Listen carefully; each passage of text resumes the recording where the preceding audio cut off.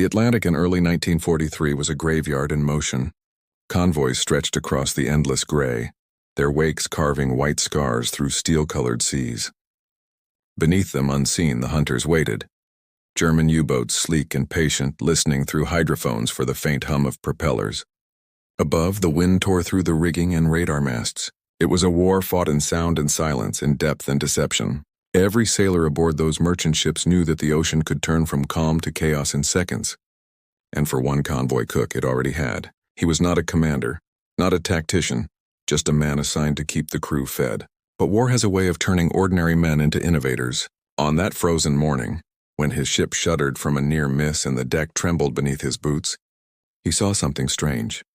A shimmering layer of oil on the water, spreading outward from a ruptured fuel line.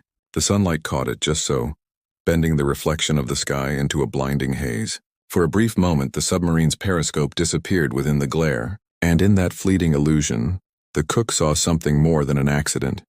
He saw an idea. The convoy survived that day. Many didn't. But in the retelling, the men spoke less about luck and more about what they'd witnessed, how the sunlight and oil had masked them from sight. It was a whisper passed between ships from one galley to another, until the idea reached the officers. What if the sea itself could protect them? What if deception, not destruction, was their best defense? By late 1943, the Battle of the Atlantic had reached its breaking point. The German U-boat fleet, the infamous wolf packs, still roamed the waters with deadly efficiency. In March alone, over 120 Allied ships were sunk. Entire convoys vanished into the deep, leaving behind only oil slicks and drifting crates. The Allies had improved their sonar, their radar, their code breaking. Yet the U-boats always seemed to adapt. The Atlantic was too vast, too cold, too merciless. It was during these months of desperation that small acts of human ingenuity began to fill the gaps left by technology. Sailors started experimenting with whatever they had: smoke floats, decoy buoys, false wakes. And then there was the cook's trick. It spread like folklore. Crews began deliberately pouring leftover oil into the sea, using it to flatten waves and create reflective surfaces that distorted the U-boat's view. The science was crude, the method improvised, but the effect was real. The shimmer made periscopes useless at certain angles. Torpedoes missed their marks. Commanders reported that submarines were attacking from farther distances, less confident in their aim. Officially, the British Admiralty dismissed it as nonsense. They called it coincidence, superstition. But the convoy captains, the men who saw their ships make it home, knew better. They began coordinating the practice quietly. At dawn and dusk, when the sun's angle made the glare strongest, ships would release measured amounts of oil, creating a mirrored horizon that stretched for miles. To the U-boat commanders beneath the surface, it was like hunting shadows in a hall of mirrors. In the mess hall, sailors called it the oil glare. Some believed it confused torpedoes. Others thought it simply made them harder to see. In truth, it was a blend of both myth and physics. Light scattered across the slick surface, bouncing unpredictably into the periscope lens. What mattered wasn't whether it worked perfectly, it was that it worked enough. And with every ship that survived, morale rose. For men who lived in constant fear, belief itself became armor. They began to trust the sea again. The oil glare wasn't just a tactic, it was hope made visible. By the spring of 1943, naval intelligence began to take notice. Reports from multiple convoys described similar outcomes: U-boats attacking from unusual angles, torpedoes detonating prematurely, sonar contacts withdrawing after failed strikes.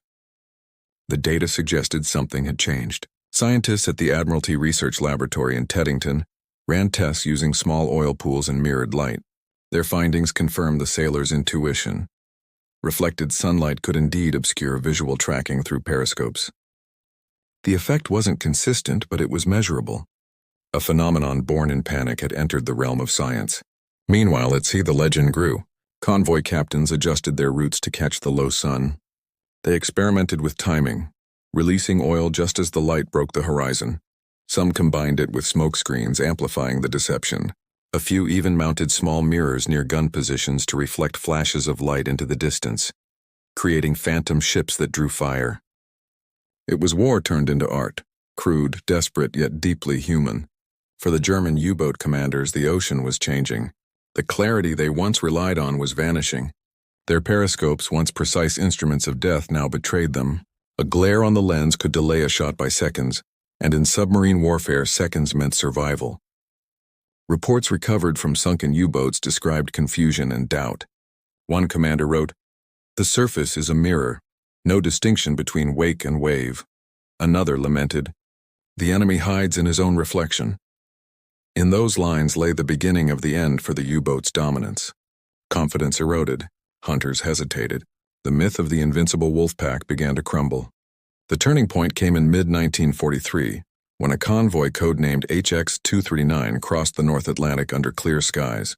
It was heavily laden, food, ammunition, fuel, thousands of men bound for England. The convoy was sighted by a U-boat group west of Ireland. The Germans prepared a coordinated strike. But as they approached, the sunlight broke across the surface, glinting off a wide, shimmering slick. The periscope view became a chaos of light. Torpedoes fired and missed. The U-boats adjusted their depth and circled again, but destroyers had already picked up their presence. Depth charges rained down. The hunters became the hunted. Of the 6 submarines engaged, 3 were sunk, 2 crippled, and 1 forced to flee. X-239 arrived in Liverpool intact. In the after-action reports, no one credited the cook. No one even mentioned the oil. But among the sailors who survived, they all whispered the same thing. "The glare saved us." Word spread fast. Convoy commanders from Canada to Gibraltar began using oil glare tactics during daylight crossings. It was never officially documented, never written into manuals, yet its mark was everywhere. The Germans noticed too. By late 1943, they altered their approach patterns, preferring night attacks or shadowing from deeper depths where glare was less effective. The battlefield of the Atlantic had shifted once again, all because one man in a moment of panic had seen light differently. Beyond its tactical value, the oil glare symbolized something greater: the quiet brilliance of ordinary men under extraordinary pressure.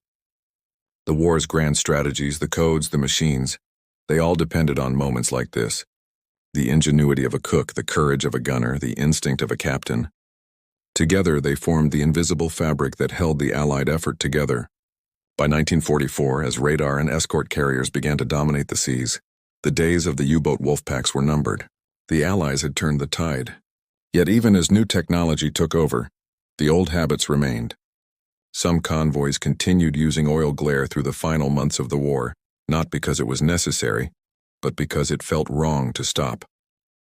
It had become ritual, remembrance, superstition, a tribute to the unseen hands that had carried them through the darkest waters. When peace returned, the oceans were scarred. Oil still floated on the waves. Remnants of ships destroyed, tankers burned, submarines crushed. But for those who had survived, every glint of sunlight on that surface told a story of fear turned into ingenuity, of a man who, armed with nothing but oil and instinct, changed the rhythm of an entire war. Today, historians rarely mention him by name. The records don't preserve it, but somewhere in a faded logbook or a sailor's forgotten letter, his act lives on. The cook who found salvation in reflection. Because sometimes in the vast machinery of war, survival depends not on command or power, but on the smallest human spark, a single moment of light upon the sea. The strategic angle unfolded within Allied command rooms. In 1943, the turning point of the Battle of the Atlantic was already underway, aided by new radar systems, long-range patrol aircraft, and better code-breaking.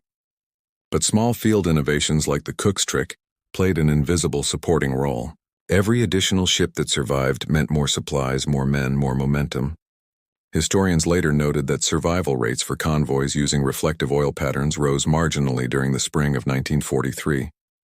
It wasn't a decisive factor, but in a war where margins determined fate, it was enough. Commanders began unofficially approving the practice, especially in high-threat zones near Greenland and Iceland, where the sun's angle and icy waters amplified the glare. There was also the symbolic angle, which historians only recognized years later. The oil glare represented a shift in how wars were fought, not just through weapons and tactics, but through adaptation to the natural world. For centuries, man had tried to conquer nature during conflict. But here, sailors were learning to use it, to bend light, sea, and weather to their advantage. This mindset foreshadowed modern warfare's emphasis on deception and environmental manipulation. Radar stealth, heat masking, even cyber camouflage.